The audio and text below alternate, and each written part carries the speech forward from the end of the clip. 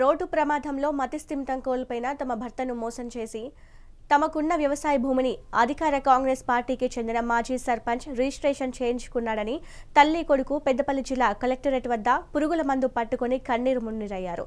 పెద్దపల్లి మండలం సబ్బీతం గ్రామానికి చెందిన రాజు శంకరయ్య అనే విశ్రాంత సింగరేణి ఉద్యోగి గత కొంతకాలం క్రితం రోడ్డు ప్రమాదానికి గురై మతిస్థిమితం కోల్పోయాడని, తదనంతరం కోలుకున్న ఆయన ఇంటికి కుటుంబ సభ్యులను వదిలిపెట్టి తిరుగుతున్నాడని తెలిపారు.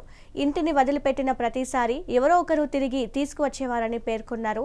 ఇదిలా ఉండగా తన భర్త మానసిక పరిస్థితిని తెలుసుకున్న రాఘవపూర్ గ్రామ మాజీ సర్పంచ్ ఆడపు వెంకటేశం తన భర్త పేరున ఉన్న 4 ఎకరాల 28 గుంటల భూమిని అక్రమంగా రిజిస్ట్రేషన్ చేసుకున్నాడని ఆరోపించారు.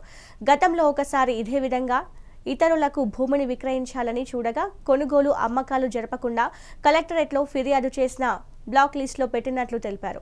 అయితే ఆడపు వెంకటేశం తన రాజకీయ పలుకుబడిని ఉపయోగించి అధికారులను మభ్యపెట్టి బ్లాక్ లిస్టులో ఉన్న భూమి స్టేటస్ను మార్చివేయించి పట్టా చేయించుకున్నారని ఆవేదన వ్యక్తం చేశారు.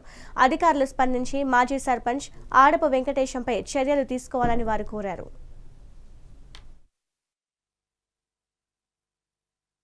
ఆడపు వెంకటేష్ రాఘవపూర్ మాజీ సర్పంచ్, కాంగ్రెస్ ప్రజాప్రతినిధి. వారికి పట్టా మార్పిడి జరిగింది. ఈ రోజు వరకు వారం రోజులు అవుతుంది. మాకు తెలియకుండా పట్టా మార్పిడి జరిగింది. ఇటీ విషయంపై మేము 12 ఫిబ్రవరి రోజు కలెక్టర్ గారికి పిటిషన్ ఇచ్చాము.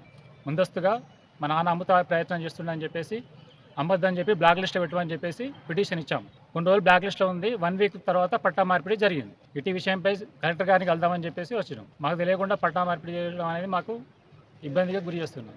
ఆడపు వెంకటేష్, రాఘవపూర్ మాజీ సర్పంచ్, కాంగ్రెస్ ప్రజాప్రతినిధి.